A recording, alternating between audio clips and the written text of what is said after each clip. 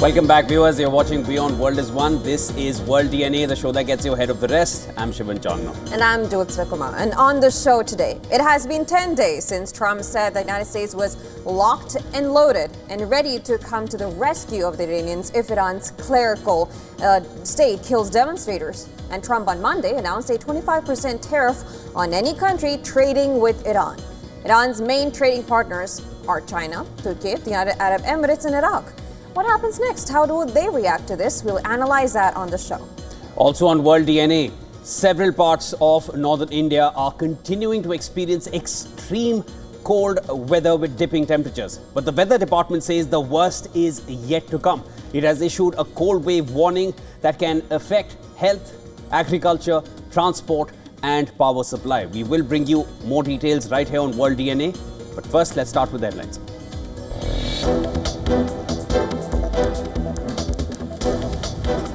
2 killed and 3 others injured as Russia targets Ukrainian city of Kharkiv. The regional mayor says a Russian long-range drone struck a children's medical facility, causing a fire.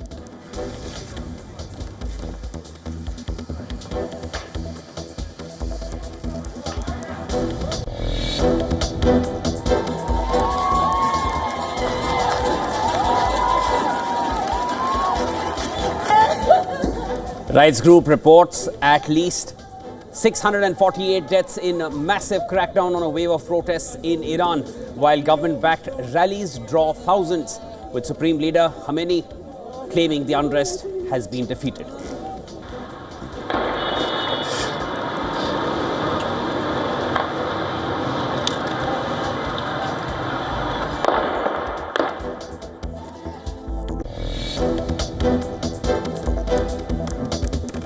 Trump announces 25% U.S. tariffs on countries trading with Iran, increasing pressure over Tehran's crackdown on protests as he considers military action.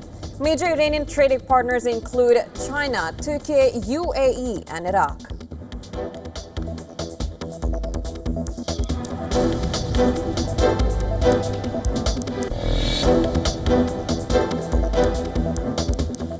Germany downplays the risk of U.S. attack on Greenland, saying there is no indication and it's being seriously considered. Foreign Minister Johan says after meeting with the U.S. Secretary of State Marco Rubio in Washington.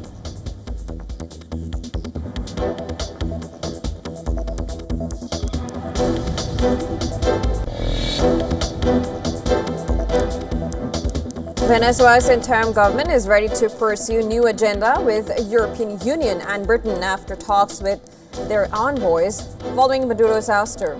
EU had sanctioned Maduro's inner circle and backed opposition.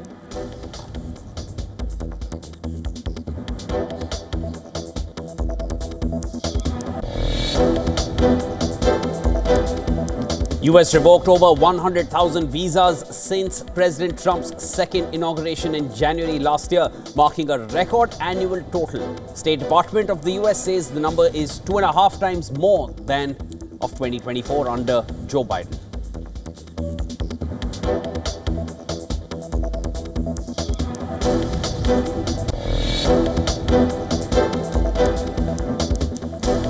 Japanese Prime Minister Sanae Takaichi to host South Korean President Lee Jae-myung for today's talk, aiming to highlight strong bilateral ties as China pressures Tokyo over Taiwan following Lee's recent visit to Beijing.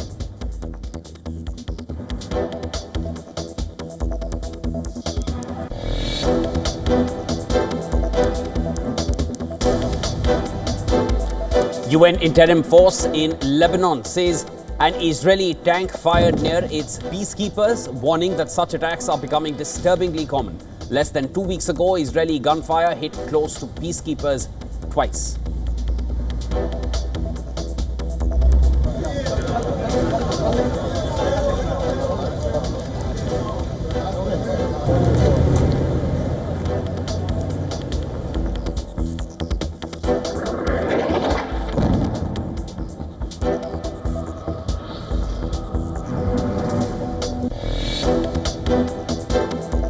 Wall Street closed at record highs despite early jitters over a U.S. criminal probe into the Fed.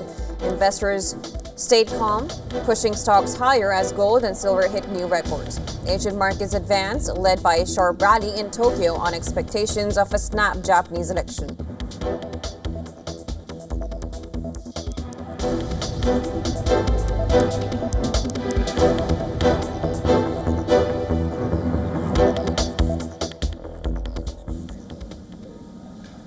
Now, a violent crackdown on protests in Iran has left several dead. A US-based human rights group reports that at least 646 people have already been killed in these protests, of which 505 are protesters. Social media videos showed bodies in a morgue near Tehran's Kharizak Forensic Medical Center. People are seen walking by the bodies in body bags, attempting to identify them. They can be heard wailing in grief. And that's not all. More than 10,700 people have been arrested as a nationwide communications blackout continues. And this comes as Iranian authorities seek to regain control of the streets with mass nationwide rallies. The government's call for rallies in support of the Islamic Republic drew thousands. President Pezeshkian was also seen marching alongside protesters. Supreme Leader Ayatollah Ali Khamenei hailed the massive turnout as proof that the protests, which he attributed to foreign interference, have been defeated. Iranian Foreign Minister Abbas Araghchi, while speaking to the media, accused US as well as Israel of orchestrating a terrorist war within Iran's border. He said he had many documents indicating American and Israeli interference in these movements. He even claimed that Mossad agents are accompanying the protests and their interventions are the reason for the violence and killings that have occurred.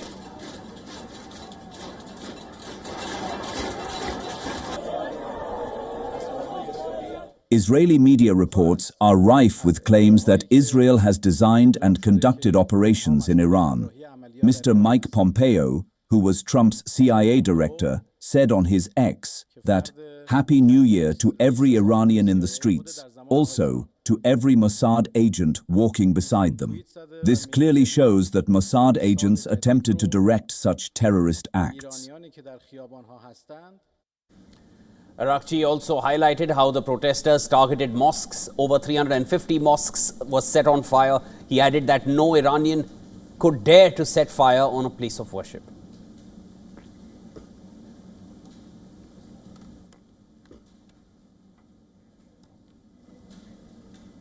Staying on with West Asia, Hamas is reportedly preparing to hold internal elections to rebuild its leadership. And this is after being decimated by Israeli killings of some of the group's top figures during the Israel-Hamas war. And sources say the vote is expected to take place in the first month of 2026. The leadership renewal process reportedly includes the formation of a new 50-member Shura Council, a consultative body dominated by religious figures. Its members are selected every 4 years by Hamas' three branches: the Gaza Strip, the occupied West Bank, and the movement's external leadership. However, with the international powers and Israel pushing for the terrorist group to be disarmed and opt out of Gaza's future governance, the fate of its new leadership remain in limbo. The 3-year-long war has battered the Gaza Strip, leaving more than 2 million residents in dire humanitarian conditions. In the latest, an Israeli drone strike has killed 3 Palestinians who reportedly crossed the ceasefire line near central Gaza's Morak corridor. The latest deaths add to over 440 fatalities reported by the Gaza Health Ministry since Israel and Hamas agreed to suspend their war in October last year on the 10th. Bodies were brought to Khan Yunis Nasser Hospital in Gaza following separate incidents in the enclave. The strike comes as Gaza awaits an expected announcement this week of a board of peace to oversee its governance. An Israeli-backed Palestinian militia said it had killed a senior Hamas police officer in the southern Gaza Strip, an incident which Hamas blamed on Israeli collaborators.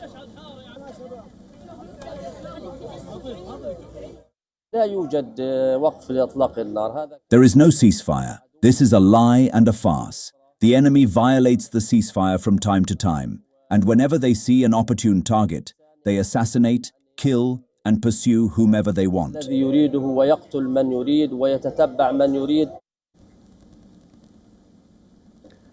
Meanwhile, the Israeli police has issued an arrest warrant for a former aide to Prime Minister Netanyahu, accusing him of being implicated in two affairs involving the Premier's office. Israel Einhorn, a former campaign advisor to Netanyahu, who now lives in Serbia, appeared on a list of people whom the police suspect of involvement in the so-called Bild affair.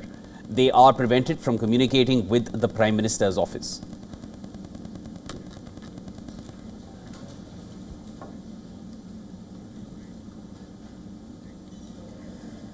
And shifting our focus, Ukraine says Russian drone strikes have hit two foreign-flagged vessels near a Ukrainian port in the Black Sea.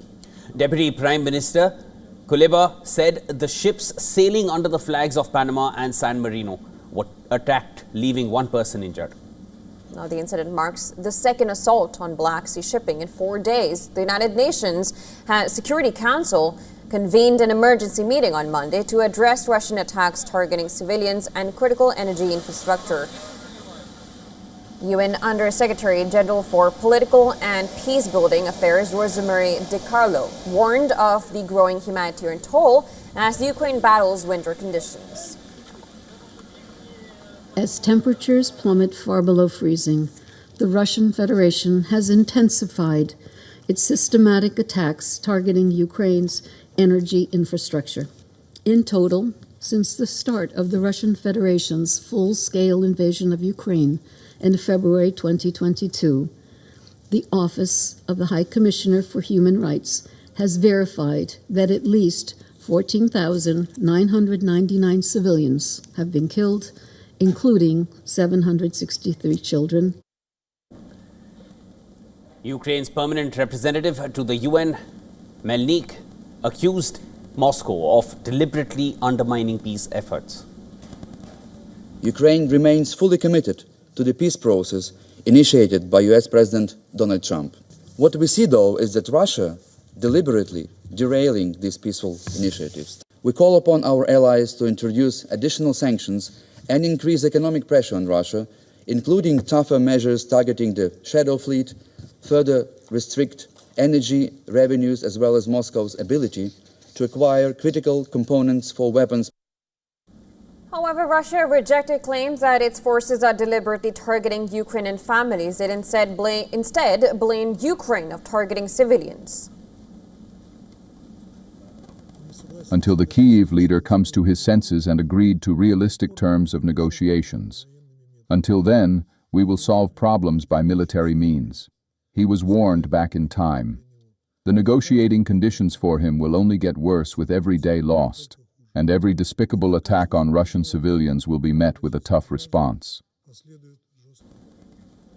At the same Security Council meeting, US Deputy Ambassador to the United Nations Tammy Bruce said, under the leadership of Donald Trump, negotiations are closer to a potential deal than at any point since the war even began.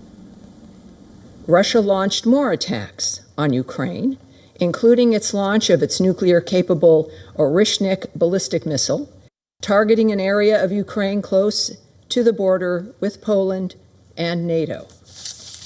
This constitutes another dangerous and inexplicable escalation of this war. Meanwhile, Norway announced a new package of assistance for Ukraine. Listen in. Today announcing a new support package for immediate release, $400 million US dollars, 200 of which will go to immediate energy needs, gas purchase and other immediate energy repair issues, so that the heat can be on and the electricity can be on as much as possible. On the ground in Kiev, residents faced a fourth consecutive day without electricity and heating. Following Russian strikes, people gathered at emergency aid tents set up near damaged apartment buildings.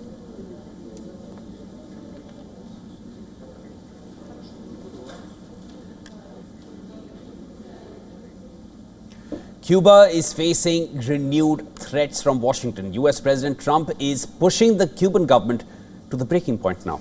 The communist establishment at the heart of the Caribbean has been a point of frustration for Washington for the last 6 decades. And once again, the U.S. is gradually raising the heat on Cuba. Donald Trump has issued an ultimatum, and I'm quoting here, "Cuba must make a deal before it is too late." Now, the ultimatum does not have any deadline, and it also lacks a clear outline about what type of deal Trump wants from Havana. Earlier, the U.S. president reposted a message that jokingly suggested that U.S. Secretary of State Marco Rubio, who's a child of Cuban immigrants, could also become the president of Cuba. Now, threats from Washington have drawn an angry retort from Havana. President Miguel Diaz-Canel has said that no one would tell his country what to do. Diaz-Canel added that Cuba is ready to defend the homeland to the last drop of blood. The renewed tensions come after the capture of Venezuelan President Nicolas Maduro. According to Trump, Maduro provided Cuba with oil, while Cuba gave him manpower. Trump says Maduro's capture has severed the link between Caracas and Havana, with the U.S. exercising an oil blockade over Venezuela. Trump believes that Maduro's ouster leaves Cuba ready to fall. Now, the fresh tensions between Washington and Havana revive memories of an old crisis. The origin of this tumultuous relationship dates back to the 1960s.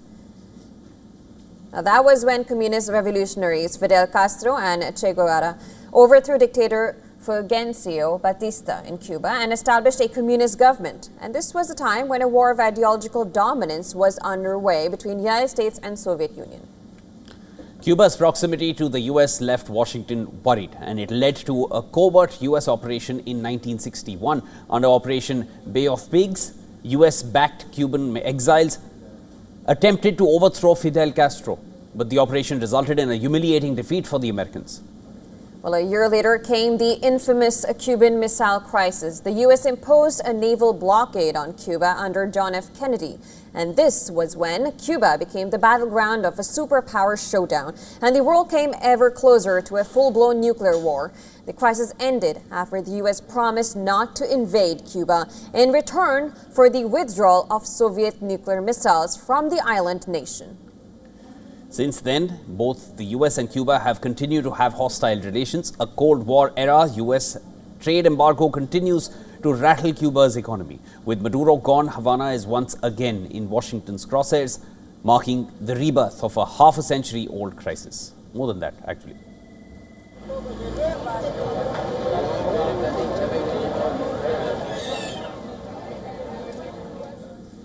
And in a broad crackdown targeting foreign nationals with criminal records or legal violations, U.S. has revoked over 100,000 visas in President Trump's second term. Well, the U.S. State Department says that the number is 2.5 times more than what was recorded in 2024 under the Biden administration. And this includes some 8,000 student visas and 2,500 specialized visas for individuals who had encounters with U.S. law enforcement for criminal activity. The State Department says that it will continue to deport what it calls thugs to keep America safe. Now, the move comes as the Trump administration continues an aggressive overhaul of the U.S. immigration system. It also comes after an expansion of vetting policies that now monitor visa holders after entry to identify arrests, convictions, or other concerns.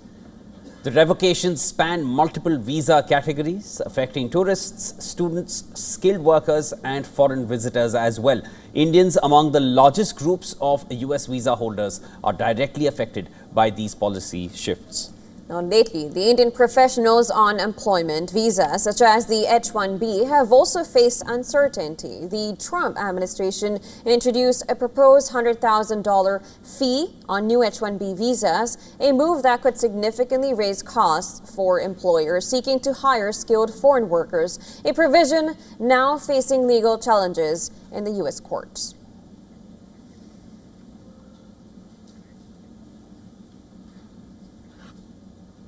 And well, for more on this, our correspondent Susan Terani sent us this report from New York. The U.S. State Department revoked more than 100,000 foreign visas in 2025, setting a record of more than doubling that number from 2024. Most of those affected were businesses and tourist travelers who had overstayed their visas and lost their legal status. Among the revokes was about 8,000 international students as well and 2,500 specialized workers. Government officials say many of those students and worker visas were revoked because individuals had encounters with law enforcement, including criminal arrests such as driving under the influence, assaults, theft, and other charges. Now, the visa crackdown follows President Donald Trump's immigration vetting orders and is part of a broader effort to tighten entry and maintain public safety.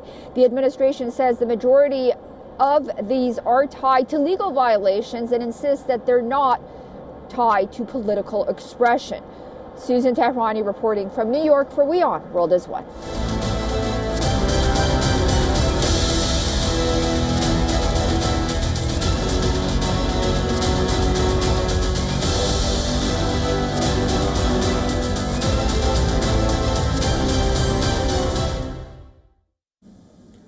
At least one person has died as massive bushfires continue to rage across southeast Australia.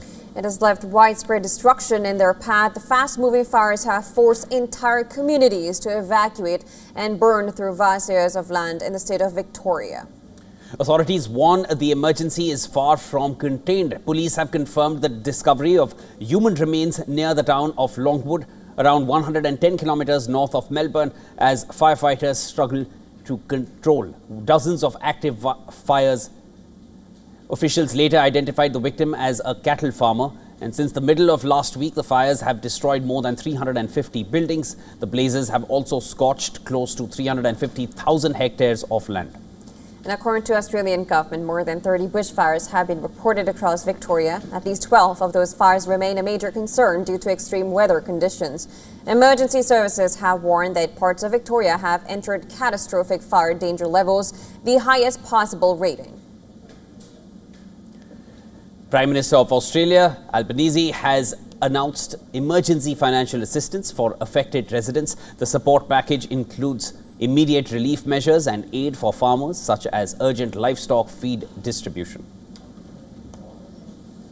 We received the devastating news of a loss of life. Our thoughts go to the family, the friends and the community who are impacted by this. And our thoughts are also with all those who are still doing it incredibly tough. Officials say these fires represent the most severe bushfire crisis in Southeast Australia since 2019-2020 Black Summer disaster. Now, the current crisis follows an intense heat wave with temperatures climbing into mid-40s in the parts of Victoria, rapidly drying vegetation, creating ideal conditions for fires to spread.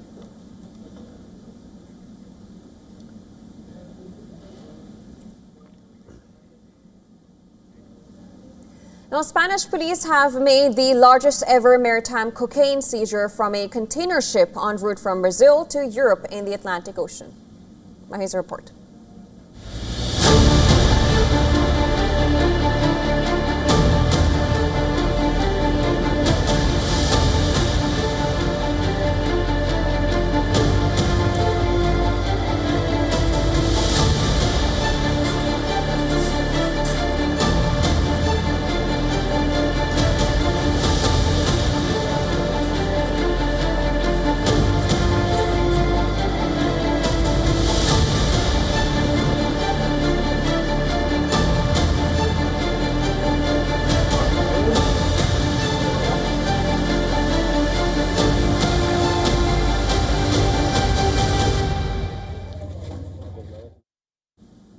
Now, increasing use of digital devices by children have come under spotlight. It has now emerged that the problem is dire even at the age of 2. A research published by UK's Department of Education showed the extent of digital penetration in toddlers and the direct correlation that it has with their vocabulary development. The survey was conducted between October 2023 and February 2024, and it involved over 4,700 primary caregivers of children aged 2. Right now, let's take a closer look at the study. 98% of the toddlers part of the survey watch television, videos, or other digital content on a screen on a typical day. They watched for an average of 127 minutes, which is twice the limit recommended by WHO, which advocates a maximum screen time of 1 hour daily for 2-year-olds. In a worrying sign, it has also found that children whose digital usage was around 5 hours a day could say on average 53% of the 34 words commonly said at this age, as compared to 65% for those with an average daily screen time of 44 minutes.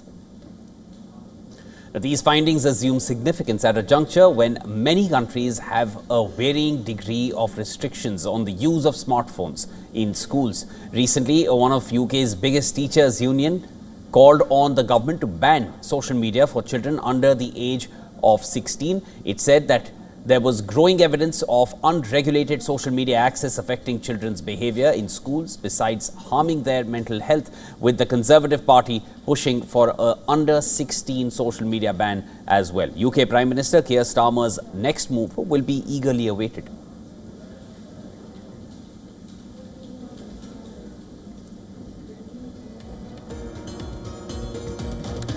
All right, it's time now for a very short break on World DNA, but don't go anywhere. We will be back. When we come back, on the other side, India Meteorological Department has issued a cold wave alert for several northern states in India as temperatures are expected to dip sharply, intensifying harsh weather conditions over the coming days. And also on the other side, Canadian Prime Minister Mark Carney is heading to China, seeking to mend ties as trade war hurts both the sides. We'll get you all the details on the other side on this story as well. Stay tuned, you're watching WION for this one.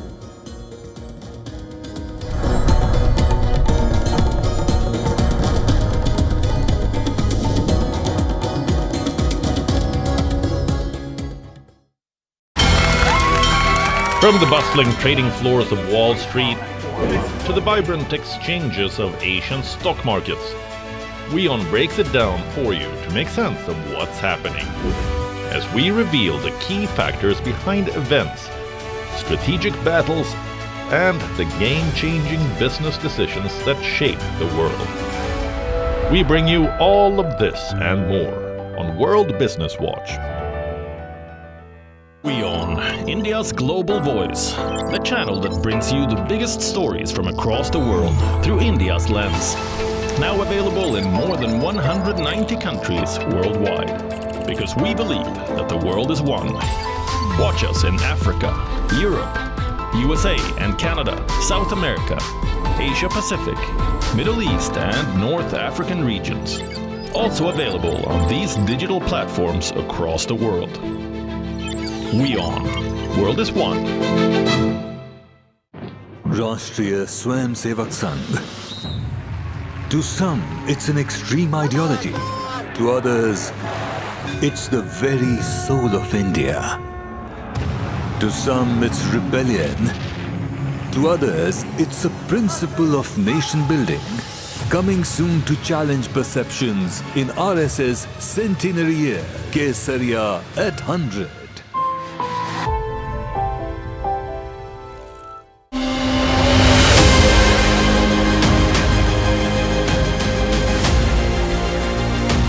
This is our brand new edition of South India, a daily dynamic show that will capture the pulse of the southern Indian state. By blending special stories of the day, breaking alerts and cultural vignettes. From the 7 days.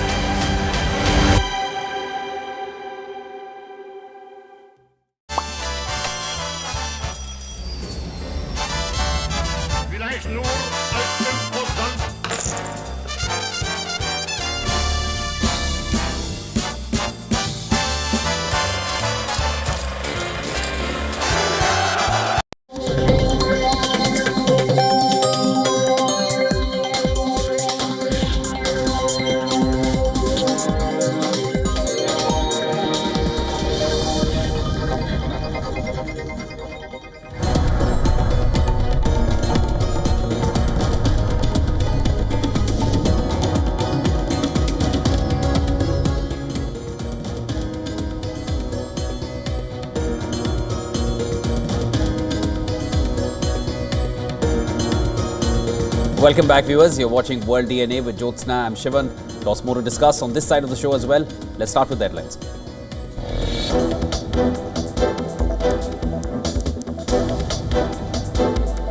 White House says U.S. President Donald Trump is considering airstrikes on Iran to stop a crackdown on protesters, but diplomacy remains open, with Iran taking a more conciliatory tone in private talks.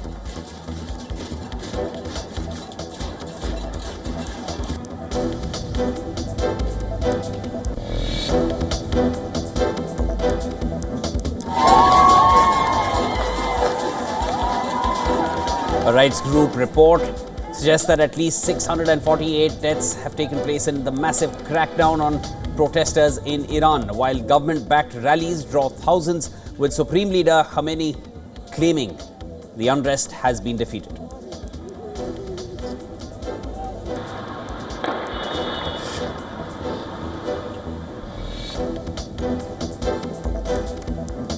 Two killed and 3 injured as Russia targets Ukrainian city of Kharkiv. The regional mayor says a Russian long-range drone struck a children's medical facility, causing a fire.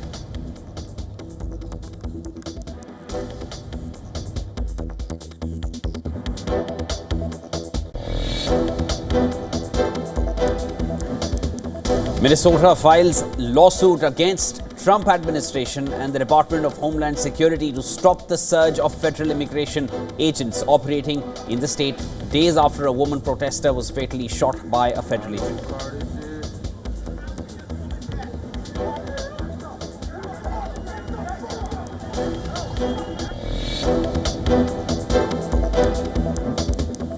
Germany downplays risks of U.S. attack on Greenland, saying there is no indication it's being seriously considered. Foreign Minister Johan Wadefull says after meeting with U.S. Secretary of State Marco Rubio in Washington.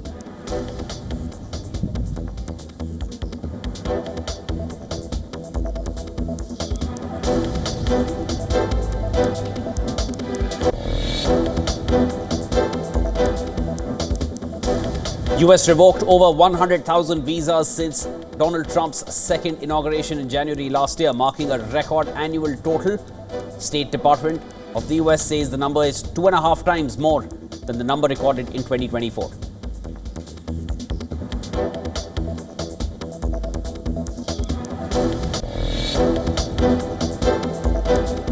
Japanese Prime Minister Sanae Takaichi to host South Korean President Lee Jae-myung for talks today, aiming to highlight strong bilateral ties as China pressures Tokyo over Taiwan following Lee's recent visit to Beijing.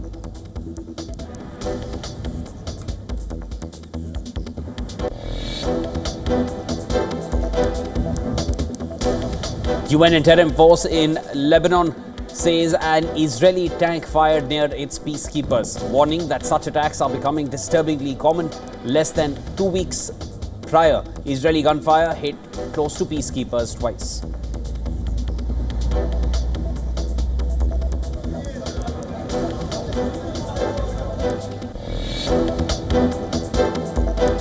President Trump warns the U.S. could be screwed if the Supreme Court strikes down his broad tariff policies. He says overturning the tariffs could force massive repayments and disrupt the economy as the court reviews the legality of his emergency trade powers.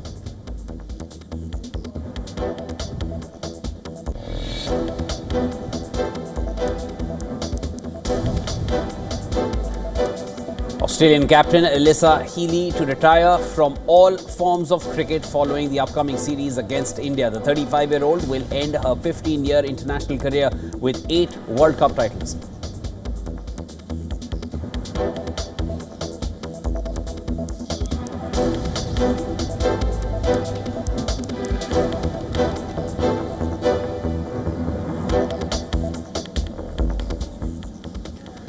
The India Meteorological Department has issued a cold wave alert for several northern states in India.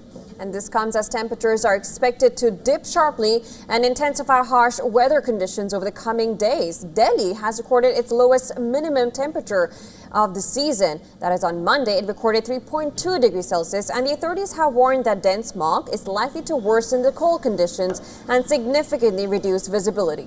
Meanwhile, temperatures have dropped sharply in Haryana and Punjab as well, with Bhatinda recording 0.6 degrees Celsius, Gurugram touching the 0 degree Celsius mark, and Amritsar registering 1 degree Celsius. A red alert for cold wave and dense fog has been issued for both states for 12th and the 13th of January, with a yellow alert set to continue until the 17th of January. This top-level warning indicates extreme weather conditions that may threaten lives and severely disrupt daily activities and transportation. Now, according to reports, the cold spell is expected to spread beyond North India, with temperatures likely to dip across Madhya Pradesh, Chhattisgarh, Odisha, Jharkhand, West Bengal, Gujarat and Maharashtra region. Dense fog is also forecast in parts of Rajasthan, Uttarakhand and Uttar Pradesh. Meanwhile, in southern parts of India, different weather patterns are being observed as rainfall is forecast in Karnataka, Kerala, Tamil Nadu, Lakshadweep and Puducherry, while Andhra Pradesh and Telangana are expected to remain dry.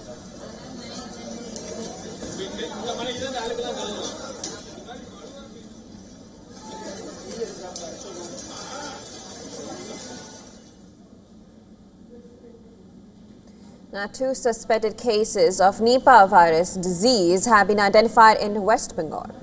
And this has prompted action from the central government. It has deployed a national joint outbreak response team to support the state government in containment and public health response measures. The team comprises experts from the All India Institute of Health and Public Hygiene, Kolkata, the National Institute of Virology, Pune, and the National Institute of Epidemiology, Chennai, AIIMS Kalyan, and the Department of Wildlife of Ministry of Environment, Forest and Climate Change. Now, a senior official of the state health department said that 2 nurses working at a private hospital in North 24 Parganas district showed symptoms of being infected. Now, both are currently placed in isolation ward of a hospital with ventilation support. They are said to be in critical condition.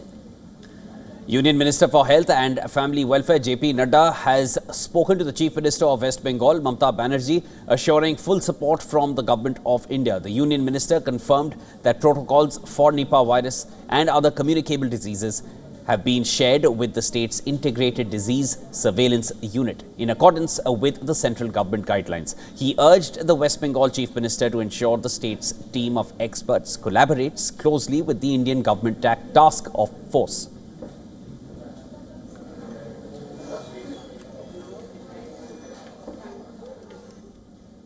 The Canadian Prime Minister Mark Carney is heading to China, seeking to mend ties as the trade war hurts both sides. Now, the visit comes amid shifting global alliances, rising trade tensions with the United States, and Ottawa's urgent push to diversify its trade partnerships. When Carney arrives in Beijing this week, it will mark the first visit by a Canadian Prime Minister in nearly a decade. Now, he has framed his trip to Beijing as an attempt to build a stable relationship with China. And this is despite the warning of Chinese election interference and Beijing's growing assertiveness in the Arctic. Now, diplomatic relations between Canada and China have been deeply fractured since 2018, when Beijing detained 2 Canadian citizens in retaliation for Canada's arrest of Huawei's executive Meng Wanzhou. The standoff froze talks on the free trade agreement and cast a long shadow over bilateral ties. China has also shown willingness to use trade as a weapon after Canada joined the United States in imposing tariffs on Chinese electric vehicles in 2024. Beijing responded with a 100% duty on Canadian canola oil, followed by an additional 75% anti-dumping tariff. The move effectively shut Canada out of its second largest canola market.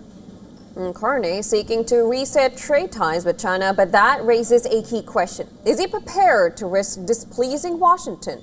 The U.S. remains the destination for 76% of Canadian exports, while no other country accounts for more than 5%. China, by comparison, represents just 4%.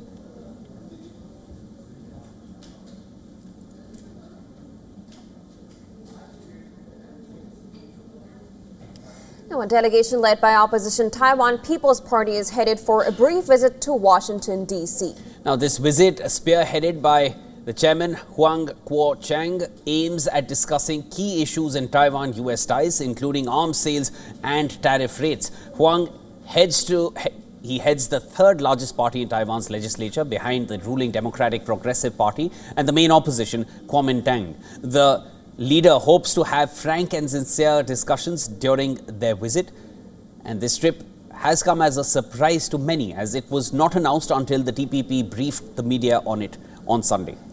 Now, the opposition leader has criticized Taiwan's government for providing insufficient information on arms purchases. Huang said the party demands a more detailed purchase list and delivery schedule from the authorities. He expressed the party's support for Taiwan's self-defense capabilities, calling transparent information a quote-unquote duty of responsible opposition. Huang blamed Taiwan's government for high tariffs, describing its efforts as ineffective to resolve trade concerns with Washington. He emphasized that direct exchanges with U.S. officials are the most effective approach.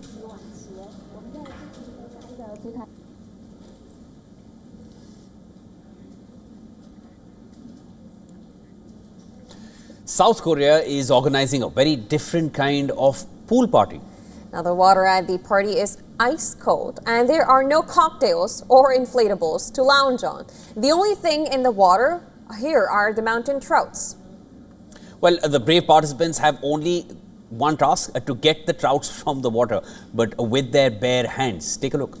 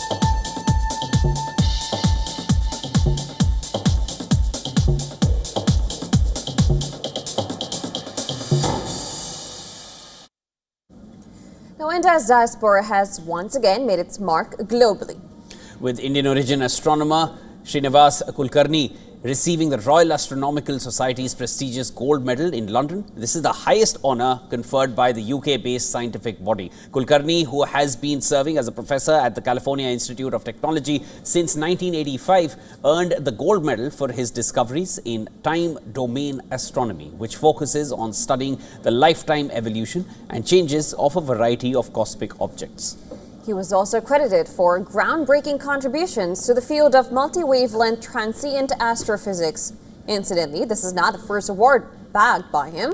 In 2024, he received the Shaw Prize in Astronomy.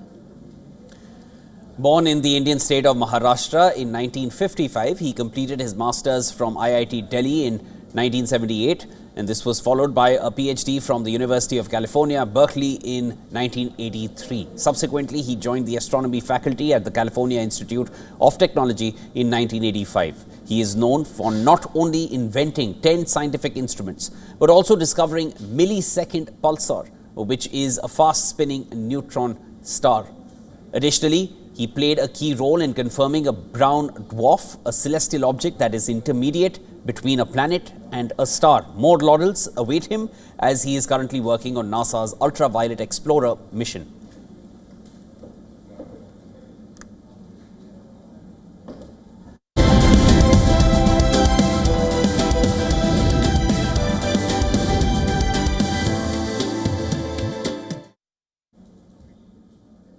Now, China's outbound travel market is set to surge in 2026 with up to 175 million trips expected. Visa-free policies, a stronger yuan, and new international flights are driving the boom.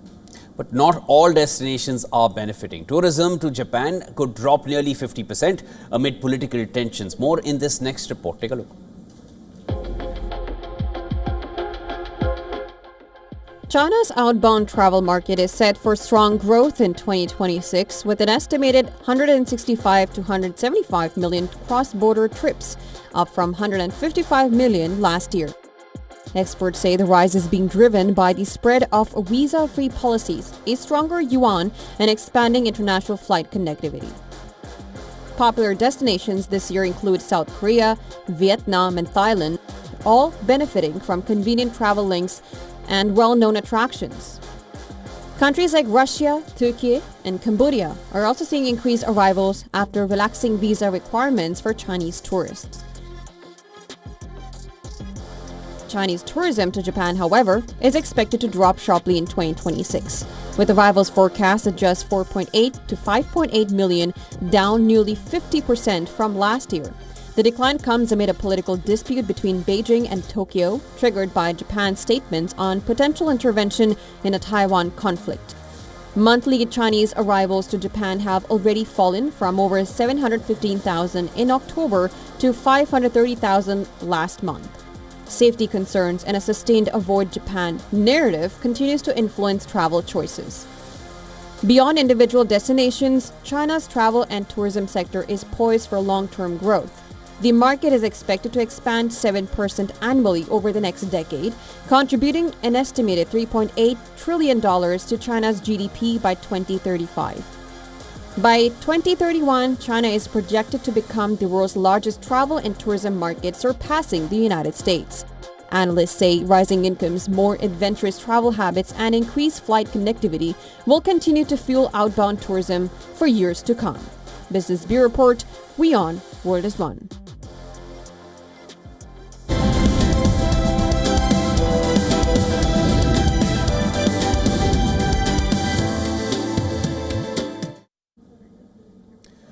Uber is set to face a high-stakes trial this week in the U.S. state of Arizona.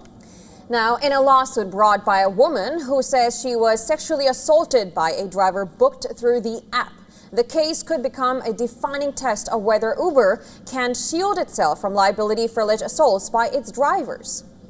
Oklahoma resident Jalen Dean sued Uber in 2023, saying the company knew about a pattern of sexual assaults by their drivers but failed to take basic steps to improve rider safety. Such claims have dogged Uber for years and have sparked media investigations and scrutiny from US lawmakers. As per a report on Reuters, legal experts describe the case as a bellwether trial, with the verdict likely to shape the value and direction of thousands of similar lawsuits. Now, more than 3,000 sexual assault-related claims against Uber are currently consolidated in U.S. federal court. Plaintiffs argue Uber should be held responsible for failing to protect passengers. Uber says it cannot be liable for criminal acts committed by drivers using its platform. The company argues its drivers are independent contractors and that assaults fall outside the scope of any driver's duties. Uber maintains that its background checks and safety disclosures meet legal requirements and says that it has invested heavily in safety features over recent years. But courts and labor bodies around the world have challenged Uber's contractor model, pointing to the company's control over fares, ratings and trip assignments. In 2021, the UK Supreme Court ruled that Uber drivers are workers, not self-employed contractors, entitling them to minimum wage and holiday pay. The ruling also rejected Uber's argument that it bears no responsibility for driver conduct, a precedent that could influence how courts view Uber's duties to passengers elsewhere as well.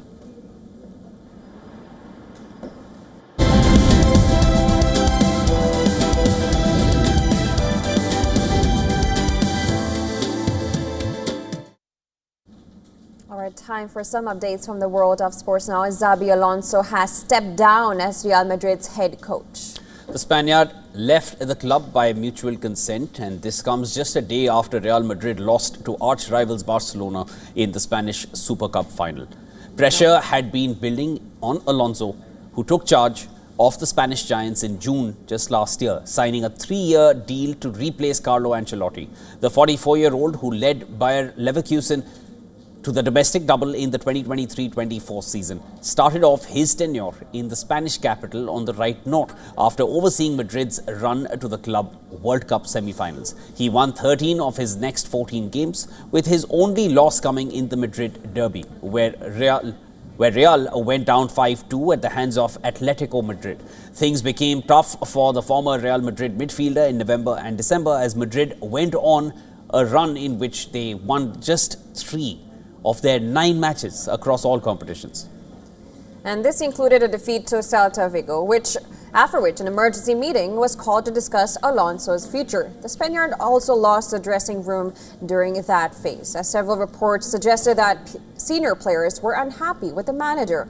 Alonso addressed the rumors of dressing room unrest but struggled to find consistency. Real Madrid, who were once leading the domestic table, now find themselves 4 points behind defending champions Barcelona.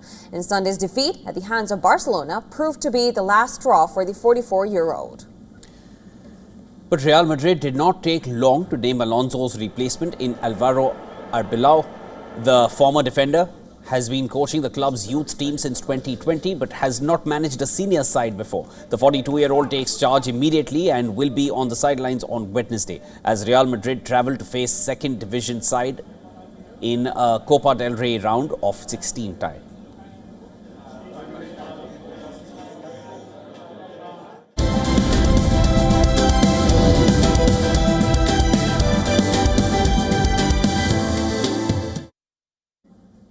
The 70th Eurovision Song Contest in Vienna is facing a historic political boycott. Now, only 35 countries have confirmed their participation, and this has been the lowest count since 2004. Broadcasters from Iceland, Ireland, Netherlands, Slovenia, Spain have officially withdrawn in protest of Israel's inclusion. The boycotting countries said it would be unconscionable to unconscionable to take part in the given number of civilians killed in Gaza as part of Israel's retaliation to the October 7 attack by Hamas in 2023. The semi-final draw held on January 12th in Vienna placed Israel in the first semi-final on May 12th, and they will compete against 14 nations including former winners Sweden, Finland and Serbia. The second semi-final on May 14 features 15 countries including Ukraine, Switzerland and the returning nations of Romania, Bulgaria and Moldova. The Big Five financial contributors, France, Germany, Italy and the UK, along with host nation Austria, will qualify automatically for the grand finale on May 16th. Now, to restore trust following allegations of vote manipulation in 2025, the European Broadcasting Union has implemented significant changes. Professional juries will once again provide 50% of the score in the semi-finals, ending the televote-only era. Jury panels have expanded to 7 members and must include at least 2 jurors between the age of 18 and 25. The maximum number of votes per person has been cut from 20 to 10. New sanctions target disproportionate government-backed promotional campaigns intended to sway public opinion. 3 Tage. Im Februar, da ist es stockfinster. Das heißt eben.